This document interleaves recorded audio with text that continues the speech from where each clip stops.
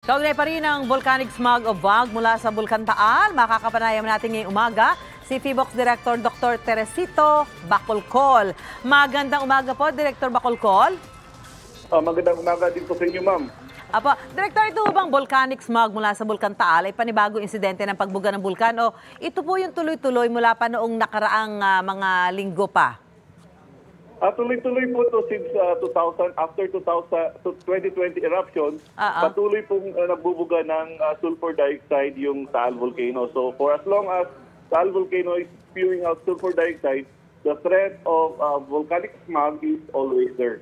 Pero may mga araw po na wala no? So ibig sabihin no? Depende po yan kapag malakas yung hangin, madaling ma-disperse po yung VOG, or kung mataas po yung steam natin, madali din po siyang ma-disperse, at kung maulan, madali po matunaw yung sulfur dioxide. Speaking of hangin, Director, ano mga lugar yung apektado ng VOG? Yun ba direksyon niya depende sa kung saan ang direksyon ng hangin? Yes, tama po kayo. Depende po sa direksyon ng hangin. Kahapon, affected po yung northwest at saka yung mga southern side. So yung nag-report sa atin kahapon, yung Talisay, nasa north po ito, yung sa Laurel sa northwest, sa Calaca sa may southwest, sa San Jose sa may southeast, at sa Batangas City sa may south. Itong VOG na ito, abot ho ba ito sa Metro Manila, Director? At kung may ibang lugar pa na mas malayo sa Metro Manila ang pwedeng maabot nito? Depende po kasi yan sa direksyon ng hangin. Pwede po siyang umabot sa Metro Manila kapag pa-north po yung hangin natin. Pero basically, habang papalapit po tayo sa Disyembre, papasok po yung amihan from the northeast papuntang southwest. Kaya napapansin natin, halos sa west at saka sa south yung affected ng VOG. Although may mga report on the northern side, pero karamihan po ng report sa atin, nasa west at saka sa southwest. Ano pa alala ho natin doon sa mga malapit ho dyan sa mga lugar na yan na pwede maabot ho ng VOG? Dapat ho ba magsuot ng mask? Again, kapag may maamoy sila, they have to wear face mask, N95 kung maaari.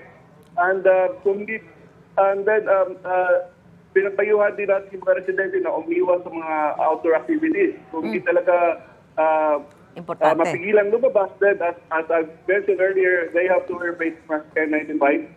And kung makalanghapon ka ng asopre, uminom ng maraming tubig para ma-dilute yung asopre. Kung malala na talaga, lalo na sa may mga health conditions, they need to see medical doctors. Okay. Director, punta lang tayo sa Albay. Muling naglabas ho ng lava, yung Bulkan Mayon. Ano ho ang ibig sabihin nito, Director?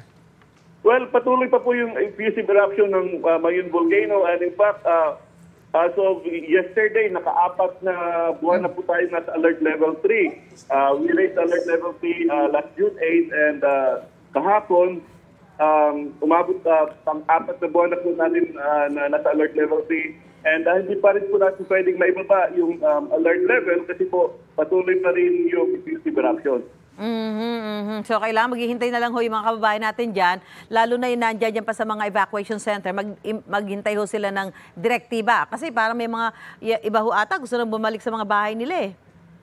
Well, tama, naintindihan na natin yung sitwasyon nila. But as far as people is concerned, dapat wala pong tao doon sa permanent danger zone, which is 6 kilometers from the crater. Okay, maraming salamat. Dr. Teresito Bacolcol, DOST PHIVOLCS Director. Magandang umaga po sa inyo. Magandang umaga rin po. Mauna ka sa mga balita. Bisitahin at mag-subscribe sa GMA Integrated News sa YouTube. Sa mga kapuso abroad, samahan nyo kami sa GMA Pinoy TV at sa www.gmanews.tv.